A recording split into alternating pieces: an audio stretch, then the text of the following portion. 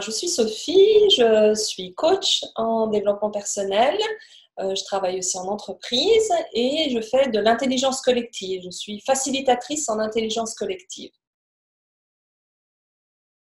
L'intelligence collective, c'est en fait la capacité qu'a un groupe de faire converger les différentes formes d'intelligence dans un but commun en fait.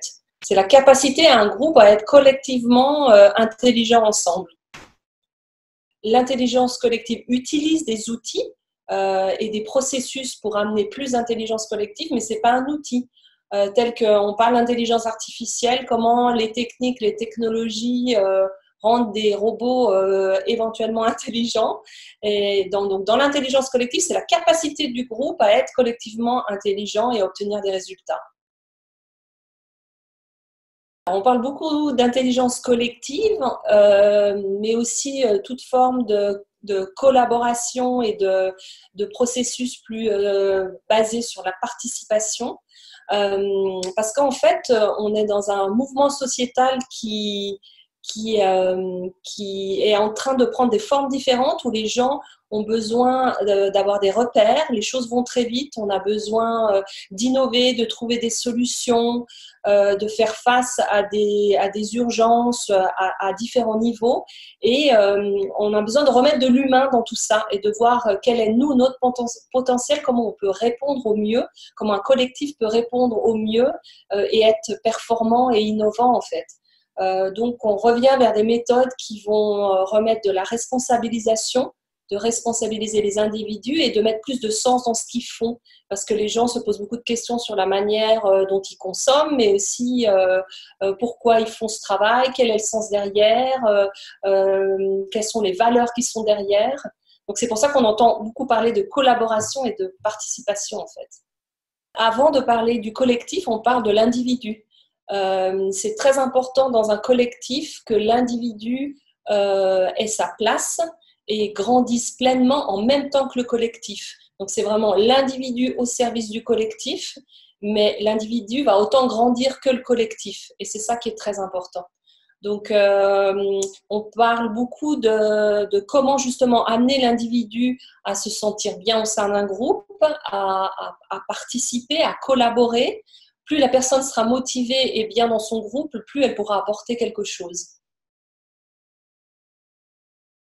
C'est un processus qui est engageant, qui est dérangeant parfois, parce que ça demande un peu de sortir de notre zone de confort. Donc c'est très important justement que le facilitateur y mette un processus, y mette des règles. Il y a de la hiérarchie en intelligence collective. C'est pas parce qu'on est un bon collectif qui travaille ensemble qu'il n'y a pas de hiérarchie. Bien au contraire.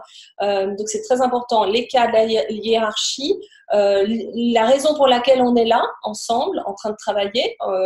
L'idée c'est qu'on obtienne des résultats. Et il y a un facteur temps qui est important en intelligence collective. C'est pas parce qu'on met un groupe ensemble et qu'on essaie de bien tous travailler sympathiquement ensemble qu'il y a forcément quelque chose qui va émerger. Souvent, il faut se donner le temps pour vraiment construire quelque chose. Et ce qui est important à dire, c'est que l'intelligence collective, ce n'est pas un remède à tout. C'est pas parce qu'on fait du collaboratif et du participatif que tout d'un coup on va obtenir des résultats merveilleux. J'aime parler de réalité, hein, ça va être très important de comprendre c'est quoi les enjeux et si cette méthode de participatif et collaboratif peut être adaptée à ce qu'on cherche comme résultat. Et c'est pas forcément toujours le cas. Des fois, il y a des systèmes qui dysfonctionnent, mais qui quand même obtiennent des résultats. Donc, on ne va pas forcément vouloir introduire de l'intelligence collective partout. Ce n'est pas un remède à tout. Et ça, pour moi, c'est très important de le dire. Alors, un exemple intéressant que j'ai pu vivre en équipe en intelligence collective dernièrement, donc dans une petite entreprise qui a une mission, et qui a des valeurs assez fortes, on est allé questionner cette mission et ces valeurs, comment elles sont vécues par chaque individu dans le groupe. Et comment chaque individu va pouvoir s'approprier des valeurs de l'entreprise pour mieux les vivre et comment on va montrer aux individus que la façon dont moi je vais vivre certaines valeurs peut être complémentaire à quelqu'un d'autre. C'est intéressant d'avoir une belle liste de valeurs, mais comment on les incarne, comment on les vit.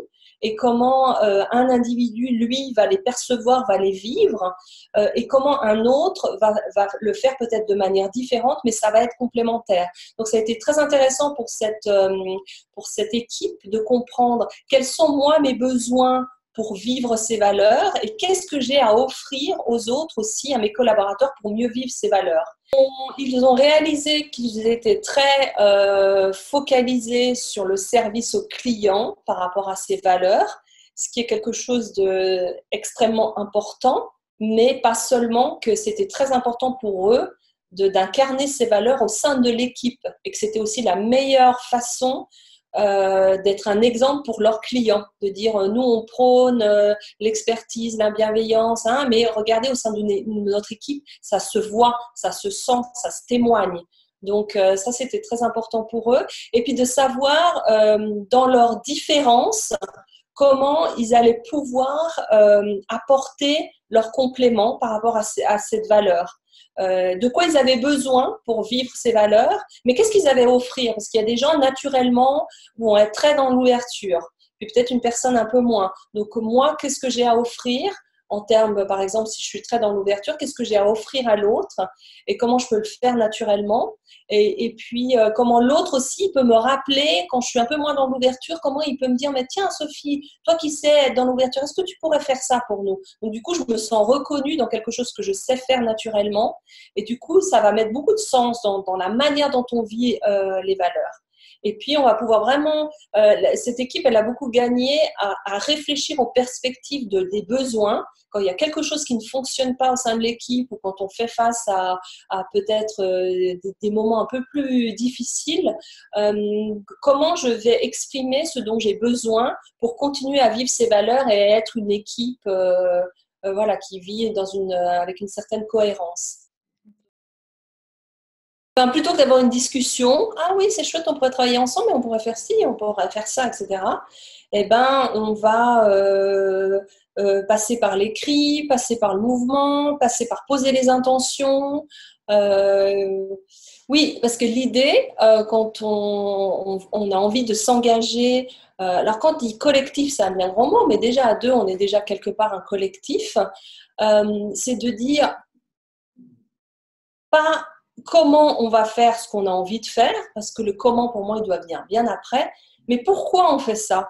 Et de ne pas s'arrêter à juste la réponse, bah pourquoi? Parce que ça a l'air sympa, et pourquoi? Parce que je t'apprécie bien, et pourquoi je suis sûre qu'on va réussir. Non, pourquoi on le fait? Pourquoi on le fait ensemble? Pourquoi c'est important pour toi? Pourquoi c'est important pour moi? Qu'est-ce qu'on veut vraiment obtenir derrière? Parce qu'il y a toutes les attentes qui vont sortir, et pourquoi je pense que je peux réaliser ce projet avec toi. Qu'est-ce que je vois chez toi qui m'intéresse en fait, concrètement. Donc on va partir sur des bases où on va se dire les choses et on va préparer vraiment les fondations au projet en fait. Avant de partir billet en tête sur oui, on veut une maison avec un toit comme ça, etc. Avant le toit, c'est quoi la base? C'est quoi les fondations? Pourquoi on veut construire ce truc? Qu'est-ce que ça va nous amener? Comment on se projette là-dedans? Et qu'est-ce qu'on a envie de vivre à travers cette expérience, en fait? Ça peut être tellement évident que je fais partie de l'association de l'intelligence collective et on va travailler sur la prochaine université d'été. Je fais partie de la team qui va organiser. Mais moi, j'ai posé dans le cadre d'entrée, même si j'ai peut-être étonné certains, de dire, moi, ma seule exigence, c'est qu'on travaille en intelligence collective. Et tu es là, bah oui, évidemment, Sophie, puisque je dis, mais c'est pas si évident que ça. Parce qu'on part bille en tête sur le projet, le truc, puis après, il y a les égos qui arrivent. Là, moi, je sais faire ci, moi, je sais faire ça. OK, on est en intelligence collective. Comment on travaille en intelligence collective? On peut très bien changer des choses, changer des petits processus qui font que petit à petit, on expérimente plus de collaboratif et de participatif sans tout révolutionner. Parce qu'il ne faut pas révolutionner les choses, ça fait peur aux gens. Et, et souvent, quand on essaie de faire des processus comme ça qui révolutionnent et qui changent tout, il y a un enthousiasme ou une motivation qui est là, mais elle ne perdure pas. Donc, ça peut être intéressant de diffuser justement les choses et de prendre le temps. Euh, Encore une fois, je fais toujours le parallèle avec la nature, mais c'est ça en fait, hein. La nature prend le temps. Une fleur, si elle doit éclore, elle le fera quand elle sera prête, quoi. C'est ça qui est hyper important, de ne pas non plus pousser les choses. Oui, il y a urgence à peut-être à innover, à répondre à la compétition, etc. Mais on ne va pas se forcer à le faire n'importe comment et n'importe quand. Euh, on va arriver avec quelque chose qui arrive à maturité au moment où ça doit arriver à maturité. Bon. Alors, ça peut répondre à des problématiques, mais ça peut aussi répondre à, à l'envie d'innover ou de travailler différemment ou de voir comment on pourrait collaborer à un autre niveau ensemble, en fait. Une entreprise qui a besoin d'innover, peut-être qu'elle fonctionne déjà bien, elle obtient déjà de bons résultats, mais elle a envie d'aller un cran plus loin. Mais comment elle fait pour aller un cran plus loin?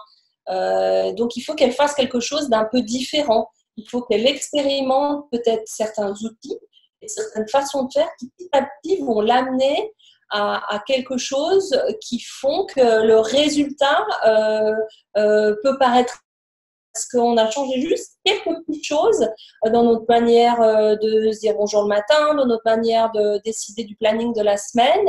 Et puis tout d'un coup, ben, ça fait émaner des idées, on voit que la motivation change. Qu'est-ce qu'on observe en fait?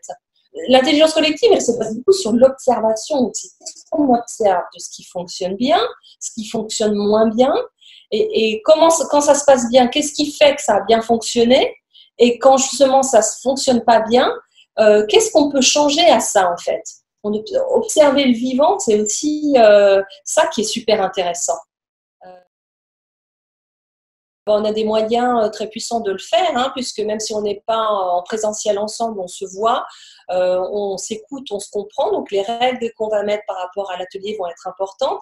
Et puis on va essayer de trouver un sujet. C'est quoi le dénominateur commun de ces gens qui se mettent ensemble? Comment ils pourraient expérimenter de l'intelligence collective pour comprendre ce que ça peut leur amener? Je prône beaucoup l'expérimentation des choses plutôt que balancer de la théorie et des processus, d'accord? Mais si on fait vivre l'expérience à des personnes, ben, ils vont pouvoir mieux intégrer et comprendre ce que ça peut amener et quelle différence ça fait par rapport à une autre façon de faire ou par rapport à leur ancienne façon de faire.